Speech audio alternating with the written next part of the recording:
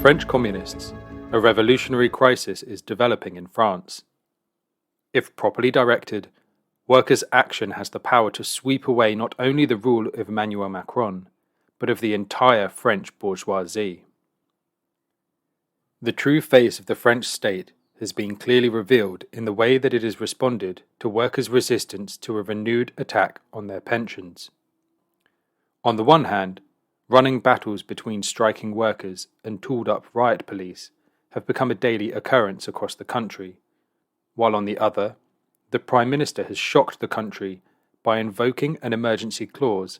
Article 49.3 in the French Constitution, in order to enact the hated reform by decree when it became clear that the Parliament could no longer be relied upon to pass it. The following joint statement was issued by French revolutionary communists from the National Association of Communists, ANC, the Pole of Communist Renaissance in France, PRCF, the Communist Assembly, RC, and the Youth for Communist Renaissance in France, JRCF. If Emmanuel Macron imagined that he could put an end to the popular mobilization by showing his contempt for the opponents of his counter-reform, he has totally failed. When Prime Minister Elizabeth Borne activated Article 49.3 of the French Constitution to push through the pension reform without parliamentary approval, she showed that this government no longer even has a parliamentary majority, even after rallying supposedly Republican leaders to its side. The democratic illegitimacy of the Macronist regime is now blatant,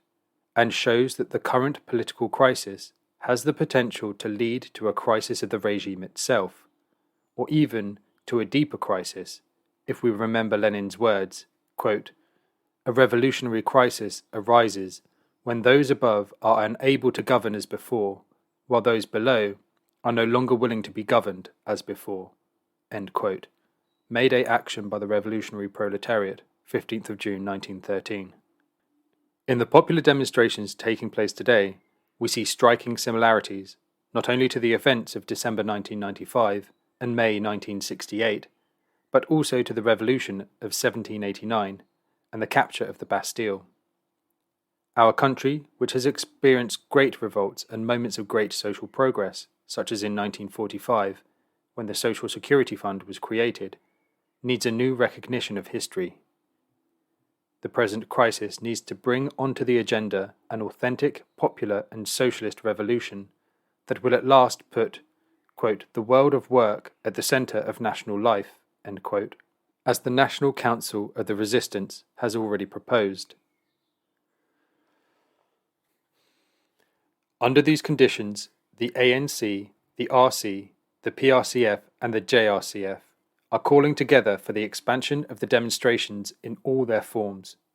in particular by supporting in every way possible the strikes and courageous blockades being carried out by electricians, gas workers, dockers, refinery workers, railway workers, binmen, and by all those who are strongly committing themselves to the fight against the regime's denial of democracy.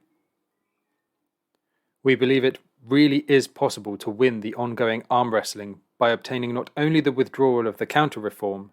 but by provoking a general counter-offensive of workers, precarious workers and youth, fighting not only to bring the retirement age back down to 60, as is called for by many trade unions, but also to improve wages and employment, in order to freeze and dismantle many of the other counter-reforms, inspired via the Maastricht process, SNC-EDF, the reconstruction of national education, the banning of industrial offshoring and the safeguarding of production in France, the maintenance of social housing, unemployment benefits, etc. In this tug of war, it is the responsibility of our communist organizations to blame head-on not only Macron and the MEDEF, but also the European Union, which has been orchestrating social breakdown on a continental scale for decades, and the stifling austerity of the euro, not to mention NATO, which, in close alliance with the EU and with Macron's slavish support, is day by day preparing the conditions for a potentially destructive global conflagration with Russia and even with the People's China. Now, more than ever, we call for money for wages, not for war, money for our pensions, not for the arms dealers. They break our gains, block their profits.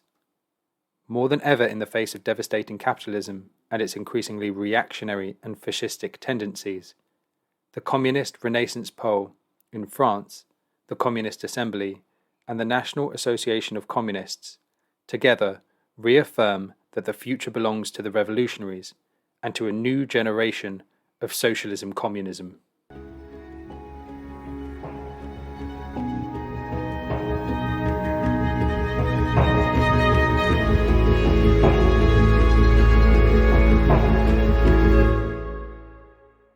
Thanks for listening to Proletarian Radio. We aim to bring you the best Marxist analysis on current affairs, revolutionary history, and theory. Do like, comment, subscribe, and share our content to help us reach the widest possible audience. We are a small organization with limited resources, and we need worker support if we are to grow and fulfill our mission. If you are able to make a one-off or regular donation, no matter how small, please visit our website at thecommunists.org and register as a supporter.